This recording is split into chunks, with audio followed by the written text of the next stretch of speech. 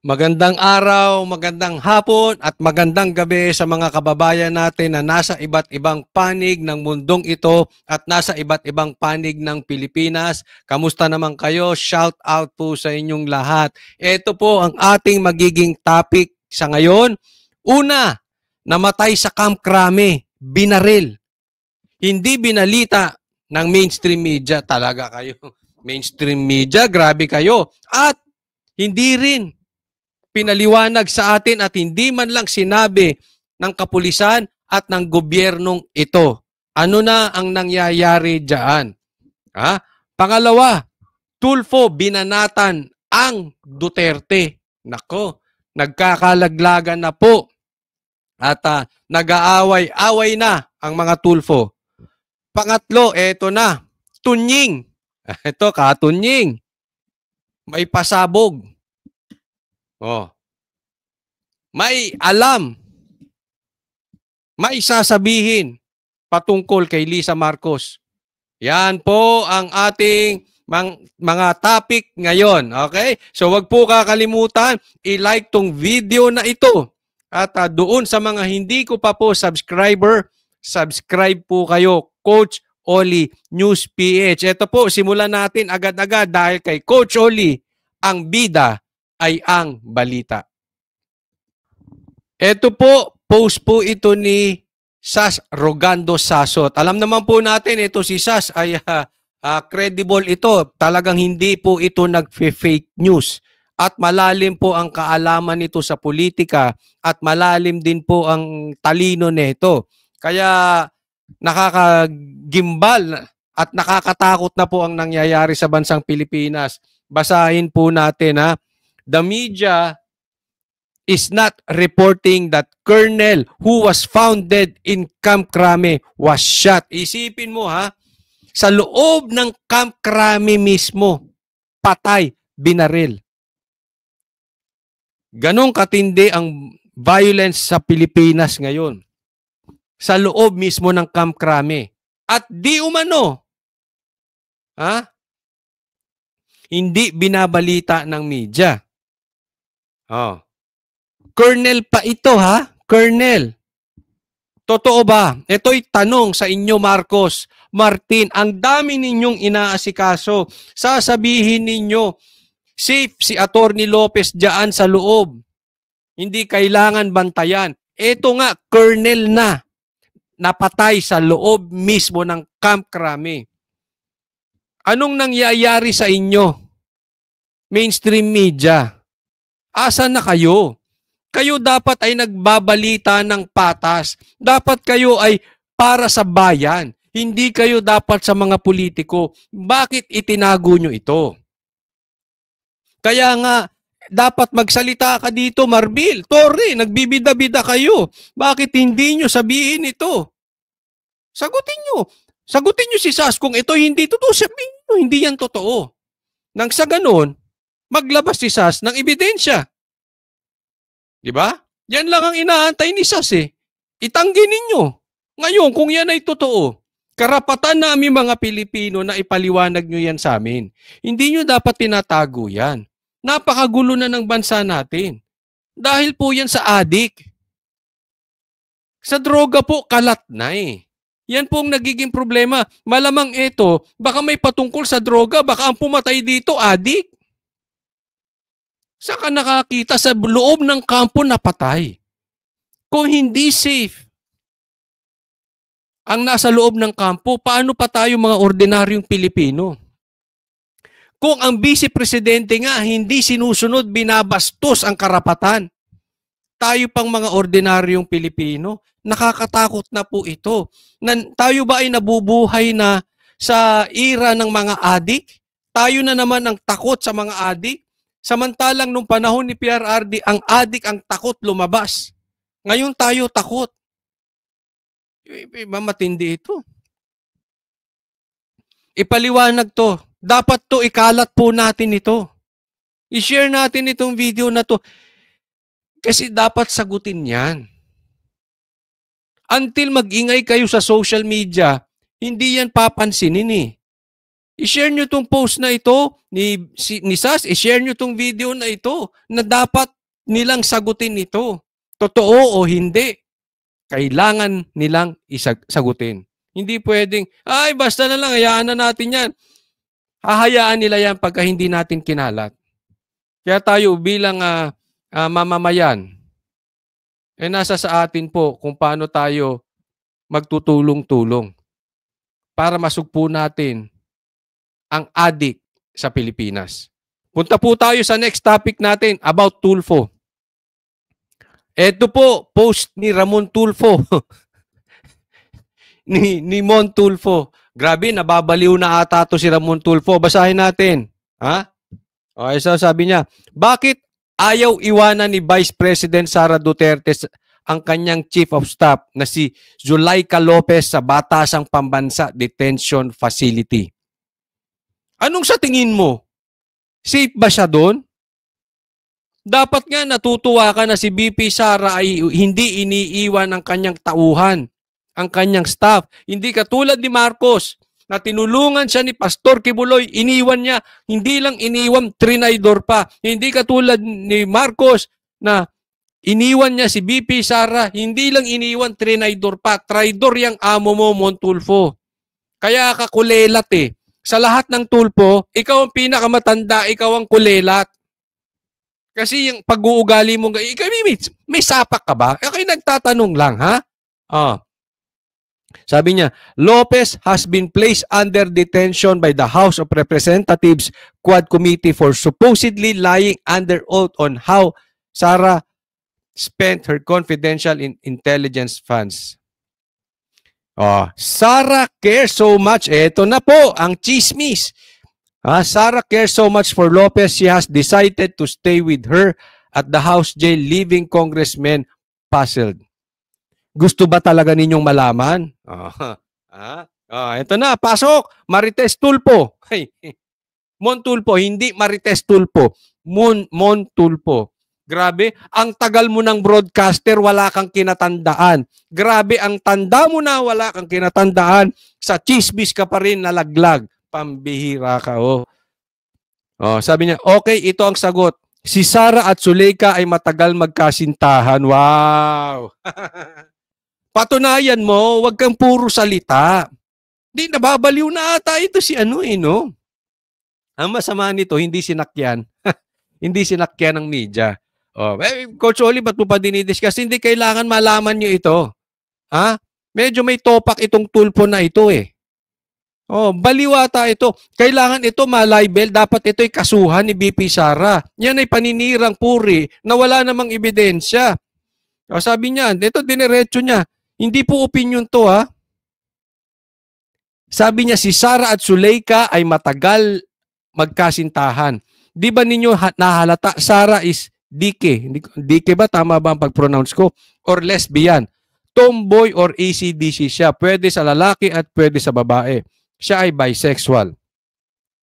Anong pakialam mo kung bisexual siya? Totoo man or hindi totoo, hindi po yan ang issue. Ako'y naniniwala hindi siya bisexual. But anyway, wala namang issue kung bisexual siya eh. Bakit pinakikialaman mo etong sa kanila ni Zulaika kung meron man or wala? Ako'y naniniwala, wala.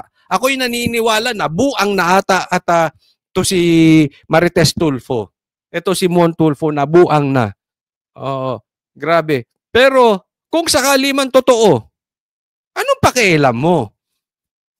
Ikaw ba political broadcaster, political vlogger, o ikaw ay Tito Vic and Joey vlogger? O ikaw ba ay naging chismis vlogger? Ikaw ba ay naging artista vlogger? Ikaw ba ay naging celebrity vlogger? Ano ka ba talaga?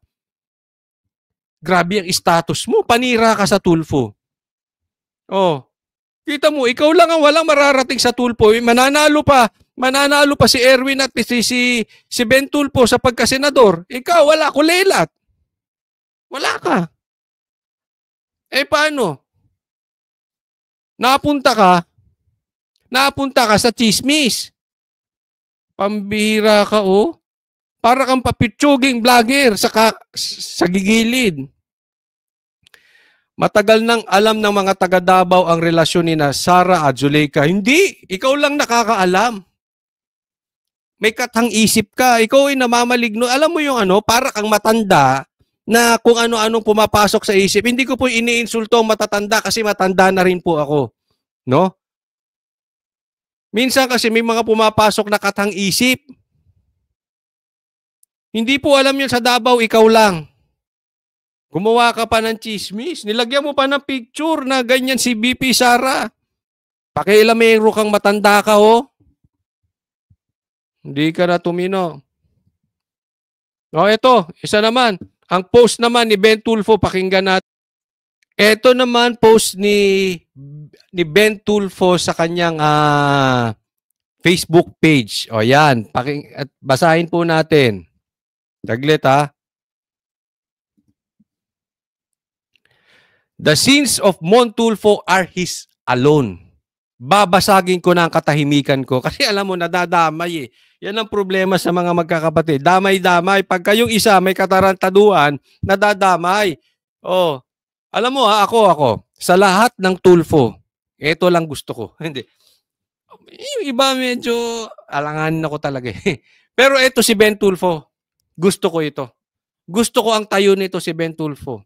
Ha? Iisa ang aming apelyido, Tulfo. Iisang dugo ang dumadaloy sa aming mga ugat. Subalit magkakaiba ang aming pananampalataya. Ayun, doon nagkaiba sa pananampalataya. Baka iba pananampalataya nito si Marites Tulfo, no? Si Ben Tulfo maayos 'yan. I know maayos 'yan. Maayos pananampalataya niyan. Prinsipyo magkaiba, paninindigan at pananaw. Oy, panawagan. Tawagin natin si Claudine. Nag-iingay po si Marites Tulfo. Hindi, dito tayo. Dito tayo ngayon kay Ben Tulfo. Baka mamaya magalit si Claudine. Dito tayo kay Ben Tulfo. Ako si Ben, kilalang si Bitag. Sawa na ako sa pananahimik. Ang kanyang kinakalaban at mga kalaban ay sa kanya lang. His choice, his consequence. Yan. Okay, so sana hindi madamay ito si Ben Tulfo sa mga paninira nitong si Marites Mon Tulfo sa mga Duterte. Okay? So hiwalay siya. Ha? Yung kinakalaban ni Mon Tulfo ay hindi kalaban ni Ben. Wala akong kinakatakutan maliban sa Diyos. Tama. Yan ang dapat kinakatakutan natin. Hindi nababahag ang aking buntot at hindi ito isang disclaimer. I'm just trying to get it straight, unfiltered. Tama naman eh. Hindi ito parang naguhugas kamay. Magkaiba sila lang talaga. Yung isa may sayad, yung isa maayos. Sana makapagbigay linaw sa publiko ang post kong ito. Ayan, yari ka, nilaglag ka na. Oh. Ben Tulfo. Ako, saludo ako dito kay Ben Tulfo. Susuportahan ko ito. Gaya ng sabi ko, ito lang ang gusto ko sa mga Tulfo. Anyway, punta tayo sa next topic natin. Ito ngayon, pag-usapan natin. Ilalaglag mo na si Lisa. Merong sasabihin pasabog kay Lisa. Tingnan natin. Ito, antayin natin. Katunying, wag mo akong i-copyright ha, Katunying. Ikaw, Mr. Copyright ka, Katunying eh. Ang tanong. Ako ba ay naniniwala na garapal ang katiwalian sa pamahalaan sa ilalim ng kasalukuyang administrasyon? I-quote niyo po ako dito. Sigurado ka, i-quote ka namin. Kasi medyo madamot ka eh. Hindi, alam nyo to si Katunying, ito nagka-copyright to. Lagi niya, doon sa kanyang YouTube mga video, sinasabi niya, this is copyrighted. Bawal mo i-play. Samantala, ang GMA News 5 pwede. Pwede ka magbigay ng komentaryo dito, hindi ka, copyright ka. Para kang ABS, bata ka ng ABS, no? But anyway, pares kayo ng Karakas. But anyway, ito sinabi mo pwede ka tang i-quote. Wag ka mag-copyright wag ka swapang. Katunying, medyo paminsan-minsan. Pero okay na siya, okay na. Mukhang nagbago ang ihip ng hangin. Okay na. Suportahan na lang natin, kung ano man sinasabi nito si Katunying, Ako ay naniniwala na garapal ang katiwalian sa pamahalaan sa ilalim ni Pangulong Bongbong Marcos ngayon. Nako, eto na. Simula na ng laglagan. Simula na po. Ayun na. Eto na po, inaantay natin. O marami pang susunod. Magsalita na kayo. Wag bahag ang buntot ninyo. Si Katunying. Tumindig na ang buntot. Nakaganon na. Dati nakaganon ang buntot niyan eh. Duwag to eh. Ngayon makatindig na. Kayo dyan. Kayo may mga alam na mga kakampi ni Marcos, itayo nyo na rin ang buntot niyo, huwag nakabahag na gano'n. Laglaga na, marami pang susunod. Meron akong balita. Magkakasunod-sunod na yan. Kakasunod na yan. Dito na maghihiwalay ang dikolores sa diputi. Dito na maghihiwalay ang maitim at maputi. Dito na maghihiwalay ang mabuti at demonyo. Diretso. Sasabihin ko po sa inyo yan. Garapal. Sino? Kaya, Sino? kung meron man pong dapat na umaksyon dito, dapat si Pangulong Bongbong Marcos. Ayun, diniretso ka na, Marcos. Yari ka. Pero ito, Katunying, may sasabihin ako sa'yo. Pero mamaya. May alam kasi ako, Katunying. May alam ako. Mamaya. Atin-atin na lang, ha? Konti lang naman nanonood eh. Huwag niyo po kakalimutan. Like niyo po ito video na to at subscribe. Si Pangulong Bongbong Marcos should act immediately. Ngayon na. Dapat. Ngayon na. Maganda. Marcos, kilos ka na kasi nagagalit na ang taong bayan. Ubos na ang kaban. Ubos na ang ginto, ubos na ang pera ng Pilipinas, ninanakaw na. Kailan ka magsasalita? Huwag na bukas, ngayon na. Nagpupuntahan na nga sa Veterans Hospital para suportahan si BP Sara. Gising, Marcos, baka nasa alapaap ka na naman. Dapat magsalita si Pangulong Bongbong Marcos tungkol sa mga porsyento ng mga congressman pati ng mga senador sa mga government projects. Tama. Pagka hindi nagsalita si Pangulong Bongbong Marcos Jr. dito, gusto kong sabihin, kinukonsinti niya ang katiwalian sa pamahalaan. Yan. Maganda hamon mo. Maganda hamon na itong tao na ito. Maganda, sabi niya, dapat ka magsalita sa katiwalian ngayon. Kung hindi ka magsalita ngayon na, kinukonsinti mo. May hamon. Ako naman may hamon din sa'yo. Ito hamon ng taong bayan sa'yo. Kaibigan mo si Lisa. Meron kang alam about Lisa. Meron ka ring alam about Marcos. Ikaw nga lang ang naka-interview kay Lisa eh. Tama? Or tamang-tama? So may alam ka. May dapat kang sabihin. May dapat kang ibulgar. Meron kang, you owe it to the Filipino people na magsalita. Hindi pwedeng wala kang alam.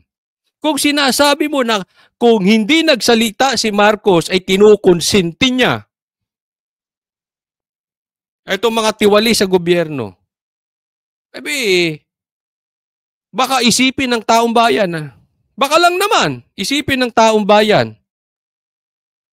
Kinukonsinti mo. Tataan mo, marami sa mga kasamahan mo bumaligtad na. At nagsasalita ngayon sa mga maling gawa ni Marcos at ni Lisa. Hindi pwede. Ang dami, may mga vlogger. May mga dating opisyal nagsasalita about Marcos. Hindi pwedeng hahamunin mo lang si Marcos na magsalita. Ikaw ay isa sa pinakamalapit na broadcaster kay Marcos. May alam ka, dapat ka ring magsalita. Sa aking opinion lang ha, paano nakakapagsalita yung ibang vloggers na may alam sila dyan? Ikaw pang malapit kay Marcos, wala kang alam. Kung bumaligtad ka, at kung sa tingin mo mali si Marcos, responsibilidad mong magsalita, hindi pwedeng hahamunin mo lang si Marcos. Pero ngayon po, garapal po ang katiwalian sa pamahalaan. I agree with you. Garapal Kailan ka magsasalita? Yun. Sige. Ayaw mo na.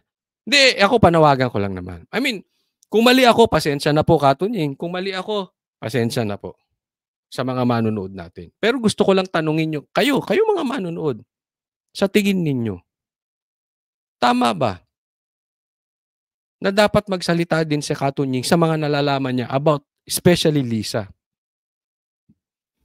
and Marcos sa mga illegal kung meron man na ginagawa? Katiwalian sa pamahalaan. And if the president does not lift a finger, ibig sabihin, kinukonsinti niya ang katiwalian sa pamahalaan. Ibig sabihin, kinukonsinti niya. Kung wala siyang ginawa, hindi siya nagsalita, kinukonsinti niya. Pero may iba akong opinion. Yan po yung sinasabi natin.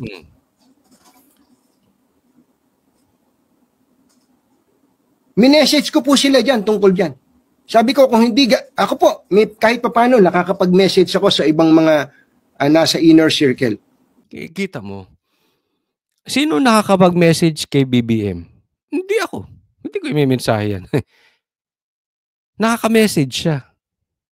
Ibig sabihin may alam. Close sila eh. Close kayo. Di ba? May alam ka. But anyway, antayin muna natin. Baka darating ang panahon, magsasalita na rin to. Good thing, at least, ngayon, gumaganda na ang tono nito si Katunying. Grabe po. Grabe po ang katiwalian sa mga government projects ngayon. I-quote nyo po ako dyan. Kung gusto nyo i-quote na. Hindi, quote ka namin. Basta wag mo kami i-copyright. But anyway, ako sa akin lang ha. Sabi niya, kung hindi magsasalita si Marcos at wala siyang gagawin, kinukonsinti niya. Posible. Number 1. Tama ka. Posibleng tama ka, Katunying. Pero may number 2. Kung wala siyang gagawin or hindi lang kinukonsinti, posible rin na kasabwat siya. Kaya wala siyang ginagawa. Ako, in my opinion, hindi niya po kinukonsinti lang. Kakuntsaba siya dyan. Anong klase kang presidente na hindi mo kayang pigilan yung nangyayari sa ilalim mo? Yung katiwalayan sa ilalim mo, imposibleng wala kang lagay, wala ka ring napapala, wala ka ring nakukuha. In my opinion lang ha, kaya kasabwat siya dyan. Ngayon, kung mali naman ako na hindi siya talaga kasabwat dyan, abi lumayas ka na dyan. Wala kang silbi. Anong klase kang presidente?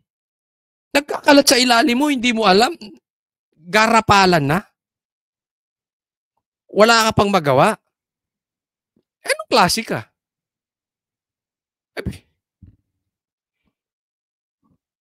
Inutil ka. Wala kang silbi. Hindi ka marunong magpresidente. Tama si BP Sara. Ibig kami maaapektuhan sa kalokohan mong yan. Dahil nga sa pangarap ni Martin na gusto niya maging presidente. Dahil sa pangarap lang ni Martin ha. Pangarap ng iisang tao.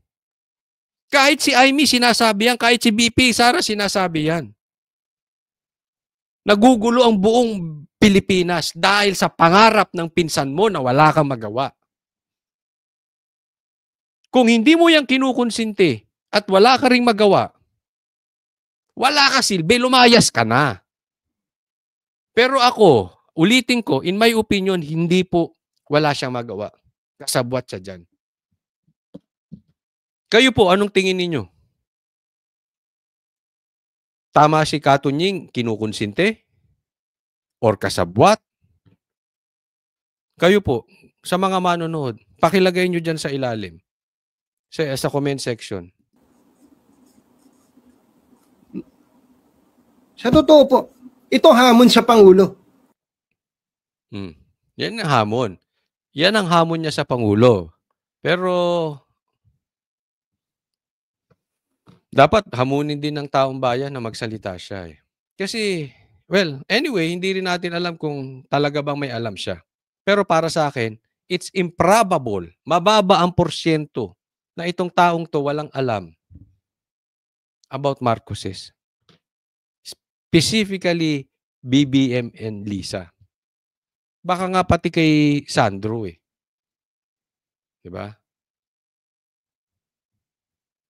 Tingnan natin. Tayo po ay sumubaybay at sa mga mangyayari ngayon, ha? Kita-kita po tayo sa veterans. At ang Banateros ay magiging active doon. Pag busy kami, meron pa po kaming SMNI, pero dadaan at pupunta kami doon to support. No? So paalala ko lang, meron pong Banateros Monday to Friday, 8 p.m. sa SMNI. Okay, wag pong kakalimutan, i-like nyo po itong video at subscribe po kayo sa aking channel, Coach Oli Newspage. Para sa Diyos at Pilipinas kumahal, God bless everyone. Coach Oli po.